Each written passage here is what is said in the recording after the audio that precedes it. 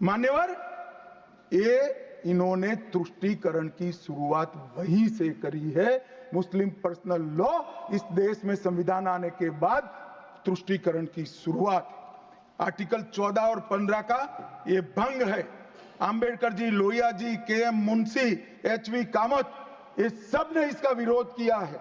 1973 से 16 तक 11 बार देश की सुप्रीम कोर्ट ने यूसीसी लाने का आग्रह देश की और राज्य की सरकारों ने किया है।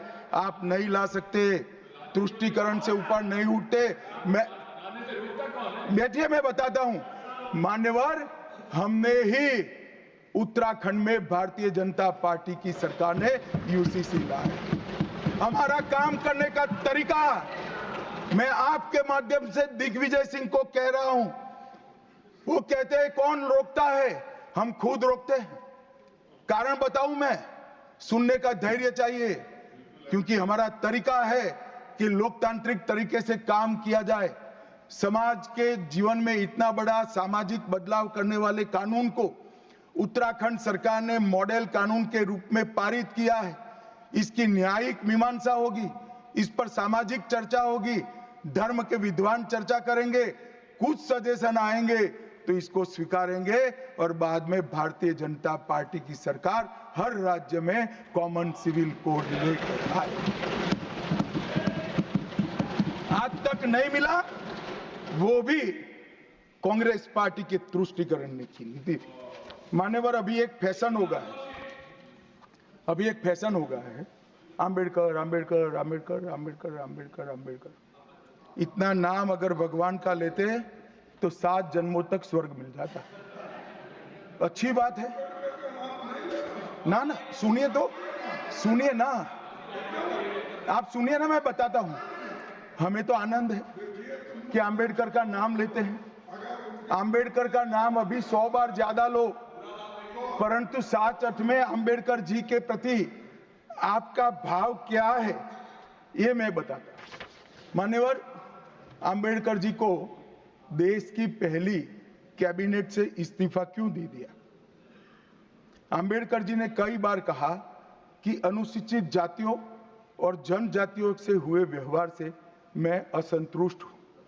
सरकार की विदेश नीति से मैं असहमत हूं और आर्टिकल 370 से मैं असहमत हूं। इसलिए वो छोड़ना चाहते थे। उनको आश्वासन दिया गया, आश्वासन पूरा नहीं हुआ। उन्होंने इग्नोरेंस के चलते इस्तीफा दे दिया और एक श्री बी.सी. रॉय ने पत्र लिखा कि अंबेडकर और राजा जी जैसे 2 महानुभाव मंत्रिमंडल छोड़ेंगे तो क्या होगा। तो नेहरू जी ने उनको जवाब में लिखा है, राजा जी के जाने से तो थोड़ा बहुत नुकसान होगा, अंबेडकर के जाने से मंत्रिमंडल कमजोर नहीं होता है। मान्यवर, ये विचार जो खड़गे जी कह रहे हैं ना, क्या आपत्ति है? जिसका विरोध करते हो उसका वोट के लिए नाम देना कितना उचित है? क्योंकि अब अंबेडकर जी को मानने वाले पर्याप्त संख्या में आ गए हैं, इसलिए आप अंबेडकर अंबेडकर कर रहे हो। कांग्रेस पर हमले लगातार भारतीय जनता पार्टी के तमाम नेता करते रहते हैं।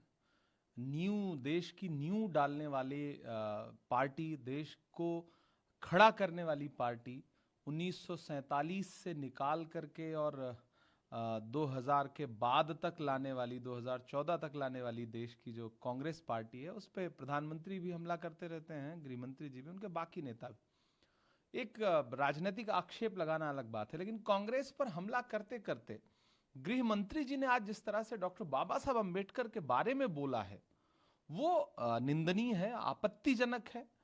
उन्होंने जो कहा कि आजकल एक फैशन बन गया है कि अंबेडकर अंबेडकर अंबेडकर अंबेडकर, अगर इतनी बार भगवान का नाम लेते तो स्वर्ग मिल जाता, यह निहायत ही आपत्तिजनक है। इस देश के दलितों के लिए, पिछड़ों के लिए डॉक्टर बाबा साहब अंबेडकर भगवान का ही दर्जा रखते हैं। जो सम्मान, जो अधिकार, जो उनकी लड़ाई डॉक्टर बाबा साहब अंबेडकर ने लड़ी है, आप इस देश के दलित समाज के किसी भी व्यक्ति से पूछ लीजिए, वो कहेगा कि मेरे दिल में डॉक्टर बाबा साहब अंबेडकर के लिए एक अलग तरह का सम्मान है। तो गृह मंत्री जी कांग्रेस को कोसते कोसते जिस तरह उन्होंने डॉक्टर बाबा साहब अंबेडकर पे अटैक किया है, वो शर्मनाक है। और मुझे लगता है अमित शाह जी को, गृह मंत्री जी को इस बयान के लिए इस देश से माफी मांगनी चाहिए। शरिया कानून और यूसीसी का उन्होंने जिक्र किया कि हम तो लाके रहेंगे, उत्तराखंड से हम लोग शुरू कर रहे हैं। और एक दरअसल गृह मंत्री जी सदन में खड़े होकर के संविधान के 75 वर्षों पर चर्चा नहीं कर रहे थे, बल्कि चुनावी भाषण दे रहे थे।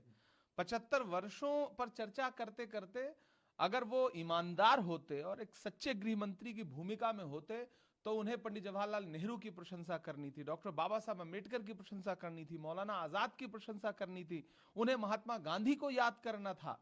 लेकिन वो बस उनकी नजर में तो, भाजपा की नजर में, भाजपा के आनुषांगिक संगठनों की नजर में तो 2014 के बाद ही देश आजाद हुआ है।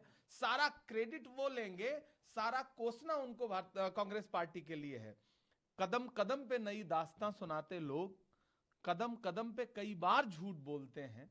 मैं सोचता हूं कि दम लें तो मैं उन्हें टोकूं, मगर ये लोग लगातार झूठ बोलते हैं। हर मुद्दे पर झूठ बोलना, नेहरू जी को क्रिटिसाइज करना, इंदिरा जी को क्रिटिसाइज करना। मुझे लगता है कि कम से कम सदन की जो मर्यादा है वहां खड़े होकर के चुनावी भाषण नहीं करना चाहिए, और वो सत्ता पक्ष के लोगों को तो बिल्कुल नहीं करना चाहिए।